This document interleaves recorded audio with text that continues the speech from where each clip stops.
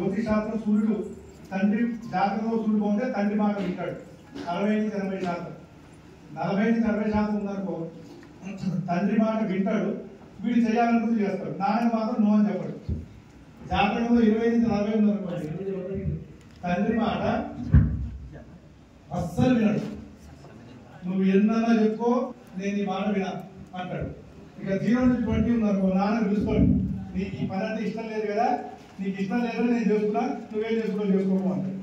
అట్లా తండ్రితో సంబంధ బాంధవ్యాలు బలంగా ఉండాలంటే సూర్యుడు బాగుండాలి. ఓం చెప్పండి అందరూ. చంద్ర అరిష్టేతు అవనంచ కారయేత్ చంద్ర ధ్యానం బుద్ధి పీడ ఉపశాంతయే.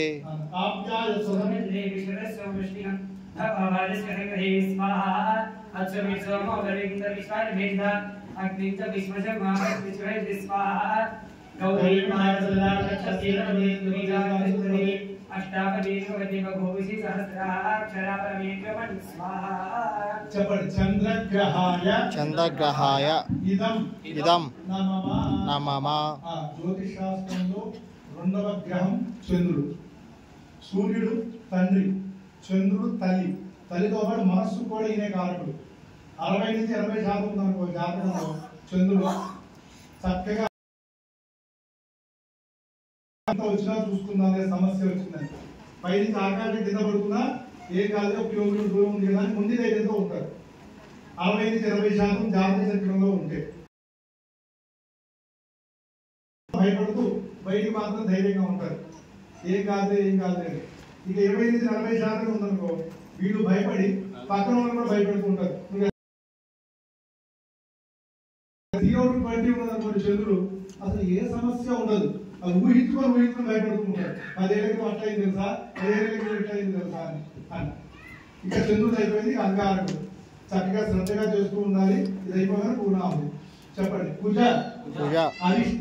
అరిష్టేతు సంప్రాప్తే కుజ హవనంచ కారయేత్ కుజ ధ్యానం ప్రవక్ష్యామి రోగ రుణ పీడ ఉపశాంతయే.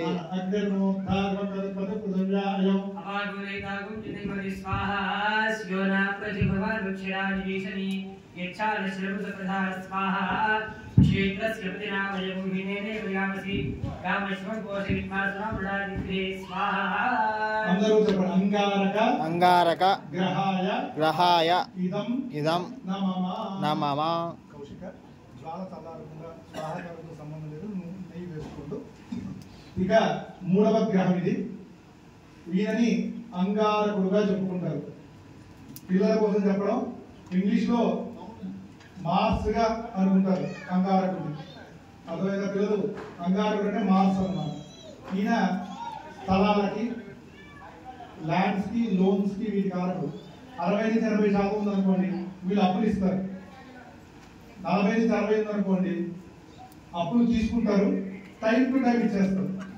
జాతకంలో 20-40 ఉందనుకున్నాను కుజుడు, వీడు అప్పు తీసుకుంటాడు, ఇచ్చిన వాడిని చుట్టూ తీసుకుంటూ ఉంటాడు, నువ్వే ఇచ్చినావు ప్రపంచంలో అని చెప్పి. ఇక 0-20 ఉందనుకోండి ఇచ్చిన వాడు ఒక్కడే కనబడతాడు, పుచ్చుకున్నాడు మాయమైపోతాడు. ఇక వాడు కనబడి కూడా కనబడ్డాడు, కనబడ్డా ఏం తెలియనట్టుగానే ఉంటాడు. అట్లా ఏమైనా రుణాలు ఎవరి దగ్గర రావాలనుకుంటే మనకు అంకాలు బలంగా ఉండాలి. మనకు బాగాలేకపోతే ఎవరికి ఇచ్చినా గోడ కొట్టిన సున్నమే, మరి వసూలు చేసుకోలేదు. అట్లా ఇక బుధుడు చెప్పండి. బుధ అరిష్టేతు సంప్రాప్తే బుధ హవనంచ కారయేత్ బుధ ధ్యానం ప్రవక్ష్యామి బుద్ధిపీడ ఉపశామనయే.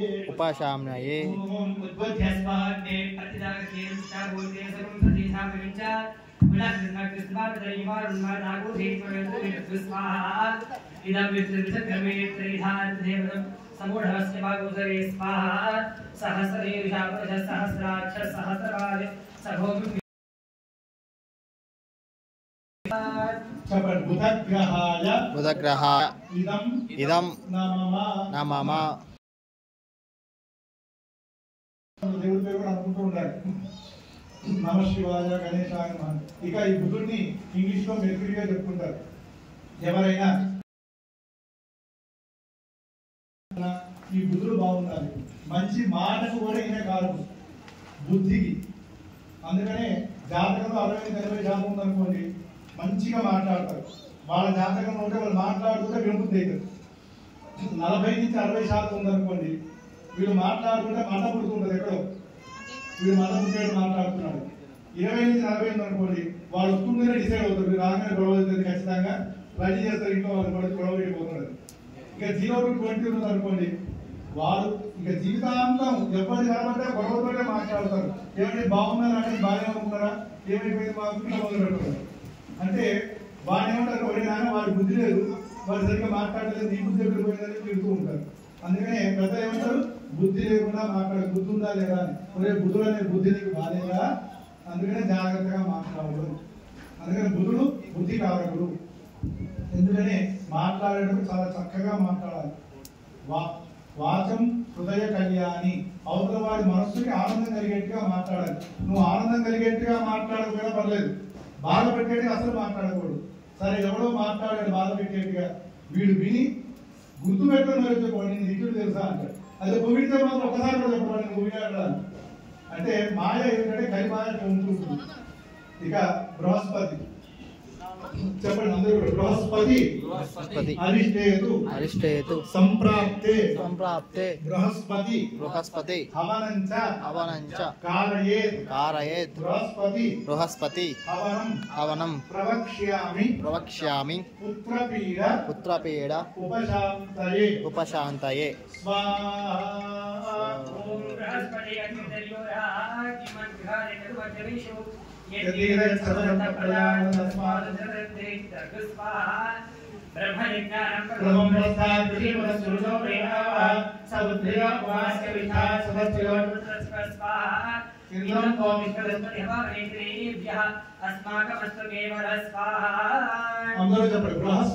బృహస్పతి గ్రహాయ ఇదం న మమ. ఇంకొక 15 నిమిషాల్లో పూర్ణాహుతికి వెళ్తున్నాం. తర్వాత మళ్ళీ కూర్చొని చేద్దామని ఈరోజు హవనం రాదు. పూర్ణాహుతి మళ్ళీ భోజనాలు ఉంటాయి, పొద్దున భోజనాలు, సాయంత్రం భోజనాలు, పూజలు అవుతాయి తప్పితే హవనం మాత్రం ఉండదు. కాబట్టి ప్రశాంతంగా స్వామి నామం ఎంత చక్కగా చేసుకుంటున్నారు, ఆ చేసుకున్న ఆనందంతో చేస్తున్నారు. నాకు కలిసి 99% శ్రద్ధగానే కూర్చున్నారు. దాంట్లో 100% 100 మార్క్స్ వేయమన్నమాట. అందుకే 1% వదిలిపెట్టారు. ఆ 1% కూడా శ్రద్ధగా కూర్చోండి. చక్కగా ఈ బృహస్పతిని జూపిటర్ గా తీసుకుంటారు ఇంగ్లీష్లో. తెలుగులో గురువు అంటారు.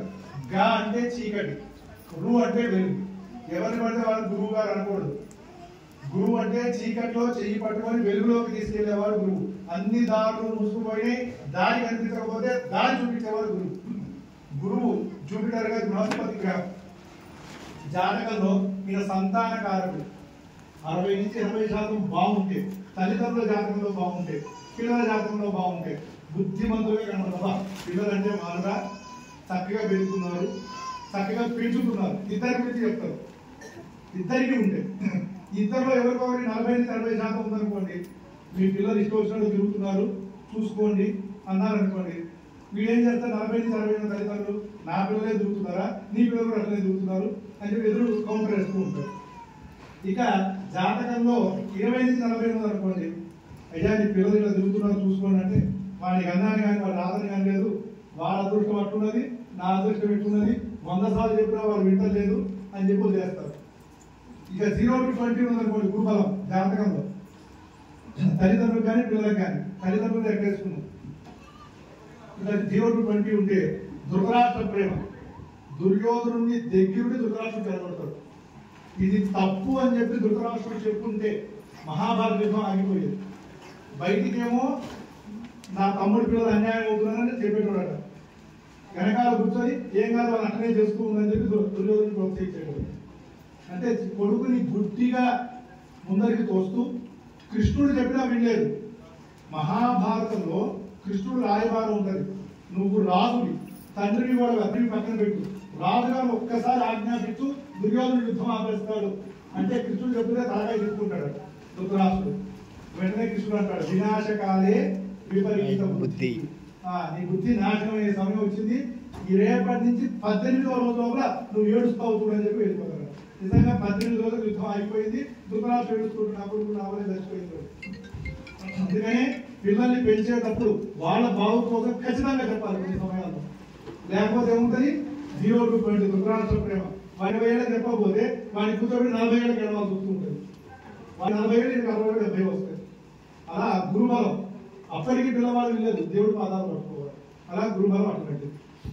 మరి శుక్ర శుక్ర అరిష్టేతు సంప్రాప్తే శుక్రహవనంచ కారయేత్ శుక్రధ్యానం ప్రవక్ష్యామి కళత్ర పీడ ఉపశాంతయే. ఓం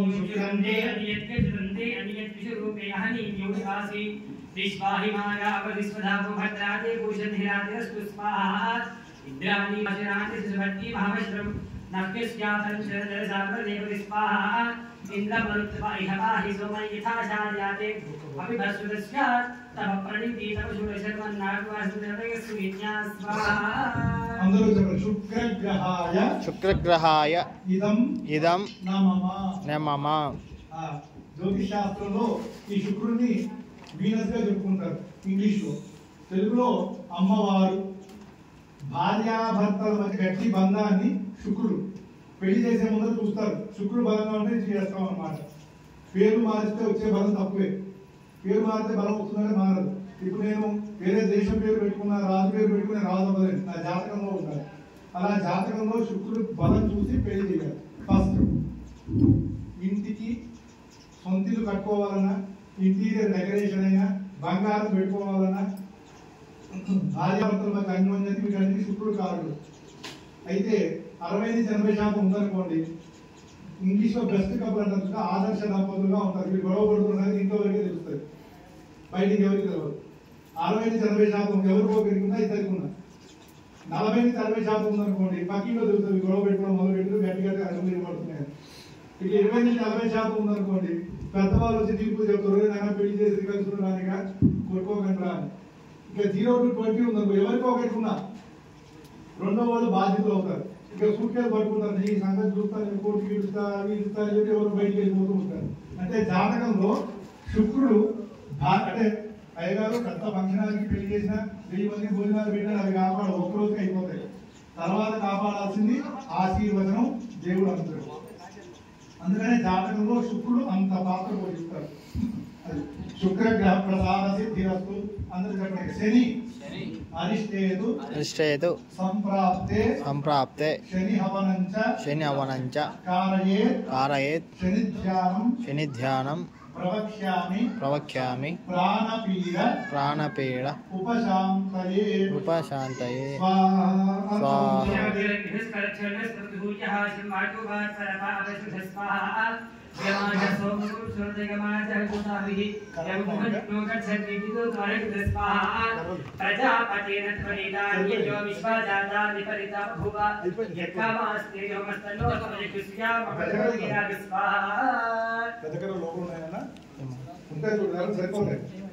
అయిపోయినా సరిపోతాయి. లేదు ఇంకొక 2 గ్రహాలతో పూర్ణాలతో వెళ్తున్నాం. చక్కగా అందరూ పట్టండి.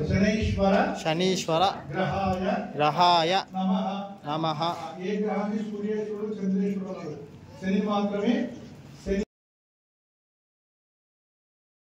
జీవితంలో మనవాడెవడు బయటవాడెవడు తెలిస్తే చెప్పేస్తాడు అనమాట. అలా అని చెప్పి టీవీలోను మీడియాలోను చెప్పినది భయపడుతుంది. జాతకం చూపించుకొని నిజంగా శని బాగాలేకపోతేనే ఉండాలి. శని తగ్గితే ఎవరిని ప్రార్థించాలి? ఈశ్వరుణ్ణి. శని కూడా వినడు ఎవరి మాట, ఈ శివుడి మాటే వింటాడు. సోమవారం అందుకనే హోమం కూడా చేసే ఎవరికైనా శని ప్రభావం బాగాలేకపోతే ఆ దోషం తగ్గుతుంది. పోయిన జన్మలో ఉన్న బ్యాక్ లాగ్స్ అన్ని కూడా బీటెక్ లో ఉంటాయి కదా. పిల్లలు బీటెక్ చదువుతున్నారా? ఫస్ట్ ఇయర్ లో, సెకండ్ ఇయర్ లో, థర్డ్ ఇయర్ లో మీకు ట్రైనింగ్ చేసుకోవాలి. 4th ఇయర్ లో, 5th ఇయర్ అంటూ ఉండదు. శని కూడా వచ్చిందంటే అన్ని జన్మల అకౌంట్స్ అన్ని సెటిల్ చేస్తారు. ఏమిగా అప్పటి వరకు కూడా వ్యాపారాలు, తెలివితేటలు, స్నేహితులు అందరూ బాగానే ఉంటారు. అదే తెలివితేటలు ఏమవుతుంది అంటే ఎక్కడో శని ఎంటర్ అయ్యాడు అన్నమాట. కాబట్టి శని ప్రభావం అట్లా. ఇంకా రాహు చెప్పడు. రాహు అరిష్టేతు అరిష్టేతు సంప్రాప్తే సంప్రాప్తే రాహు రాహు హవనంచ కారయేత్ రాహుధ్యానం ప్రవక్ష్యామి చక్షుః పీడ ఉపశాంతయే ఓం కయానచికావలుజీ సదాబుధస్సఖా కయాదృష్టగా బుధా స్వాహా ఆలింగో ప్రత్యేకవేదమానస్వా విదంత ప్రగంఛ స్వాహా నమో సర్వేభ్యో దేవేభ్యో దేవేభ్యో ఈ అంతరిక్షగే దేవేభ్య సర్వేభ్యో నమః. రాహుగ్రహాయ ఇదం న మమ 60-80% జాతకంలో ఉంటే విదేశాలకు వెళ్ళిపోతారు. 40-60% ఉంది. 20-40% ఉన్నటువంటి జాతకంలో చేసుకుంటారు. ఆ డాలర్స్ అన్ని రూపాయలుగా మార్చుకొని ఇక జీరో రాష్ట్రానికి కూడా పోరు, అంటే పక్క దేశానికి కూడా, దుబాయ్ కూడా పోరు. అలా రాహు కనుక బాగుంటే నీ యోగాలు. ఇక కేతు లాస్ట్ గ్రహం. కేతు అరిష్టేతు హవనంచ కేతు ధ్యానం మమ జ్ఞానపీడ ఉపశాంతయే.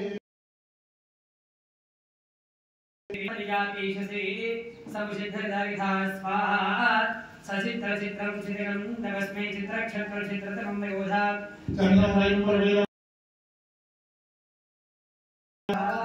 సర్వదేవానాః బలవేకవీనాం దశత్రాణాం మహిషోపురాణాః శ్రీనా వృద్ధానాం స్వచిత్రవనానాం. అందరూ చెప్పండి. కేతుగణాయ ఇదం న మమ. చక్కగా అయిపోయింది, పూర్తయిపోయింది. ఈ కేతు 9 గ్రహాలు గుడి చుట్టూ నవగ్రహాల చుట్టూ తిరిగేసిన గారు 9 ప్రదక్షిణాలు 12 ప్రదక్షిణాలు తిరిగాము. కానీ ఒక్కొక్క గ్రహ బలం ఇంత గొప్పగా ఉంటుంది. ఒక్కొక్క గ్రహం ఒక్కొక్క బలాన్ని ఇస్తుంది. కేతు ఏం చేస్తారో తెలుసా? కేతు ఏం చేస్తారో తెలుసా? జాతకంలో 60-80% ఉందనుకోండి, మంచి భక్తి గ్రహం. వీళ్ళు విపరీతమైన భక్తులుగా ఉంటారు. చూసే కూడా కనీసం వీరికి భక్తి ఎంత భక్తి అని. అంటే మంచిగా ఉన్నా భగవంతుడు అంటాడు, కష్టంలో ఉన్నా భగవంతుడు అంటాడు. ఎప్పుడు భగవంతుడు ఒక్క మాట. ఇక 40-60% ఉందనుకోండి కేతు జాతకంలో, పూజలు చేసినప్పుడు వ్రతాలు చేసినప్పుడు ఒక భక్తులేక కూర్చుంటాడు. భక్త రామదాసు లేక కూర్చుంటాడు. ఎంత భక్తి కూర్చోడు అంత భక్తి కూర్చుంటాడు. తర్వాత మళ్ళీ అటువైపు కూడా తొలగిపోయాడు గుడి వైపు, కానీ భక్తి ఉంటుంది. ఇక 20-40 అనుకోండి జాతక కేతు, వీళ్ళు తీర్థ ప్రసాద భక్తులు. లాస్ట్ లో నాకు ఫోన్ చేయి వచ్చేస్తా, ఎప్పుడు సత్యనారాయణ. ఇక 0-20 అనుకోండి, మా గురువు అంటే పూజ చేస్తే అంత ఖర్చు అవుతుంది, గుడికి వెళ్తే ఎంత ఖర్చు అవుతుంది, ఎంత ఖర్చు అవుతుంది. వీడు మాత్రం వీడి మీద 100 సార్లు ఖర్చు పెట్టుకుంటాడు. మంచి గాలి వెలుతురు ఎండ చిన్న పుష్పం కూడా పెట్టాడు. అట్లా 0-20 ఉంటే నవగ్రహాలు జీవితంలో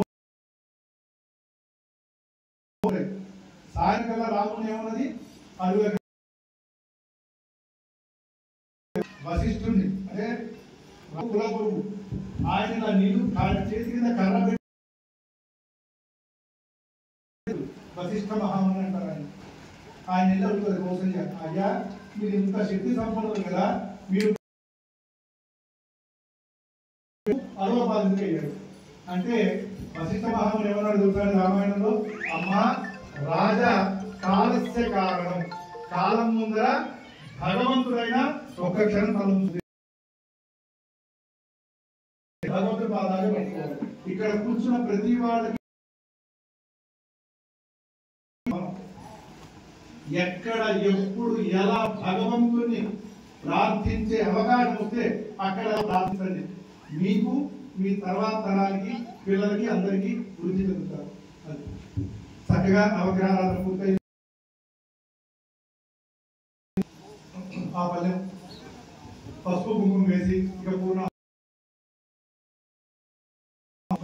వస్తుంది కదా నాన్న పూర్ణ ఉంది బాగా చూసుకోండి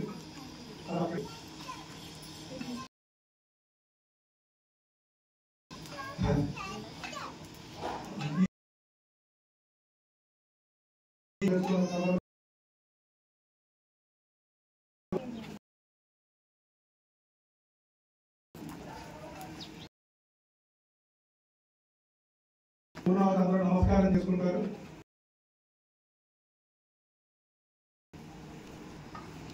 లేచి నిలబడండి అందరూ ఒకసారి నిదానంగా భగవంతుడి పేరు